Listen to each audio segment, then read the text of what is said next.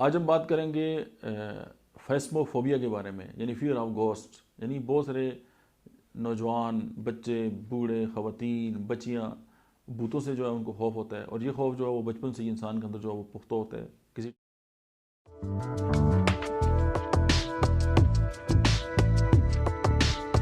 किसी TV show में देख लिया, कोई जो रिलीजियस और जो कल्चरल जो वैल्यूज़ हैं उसके अंदर जो हैं वो शामिल हैं, और जब उनका जिक्र होता है तो लोग फिर उनसे जो है वो खौफ में जो है मुबतला हो जाते हैं, और उनके लिए जो है वो जो मामूल की जो लाइफ है वो गुजारना जो है मुश्किल हो जाता है। और उसके बाद वो शाम के बाद जो है वो घर से बाहर नहीं निकलते, अकेले सोते नहीं हैं, लाइट जला के सोएंगे। तो अगर आपका बच्चा भी जो है वो रात को लाइट नहीं बंद करने देता तो थोड़ा सा उससे डिस्कस कर लें, हो सकते हैं वो इस फोबिया का शिकार हो।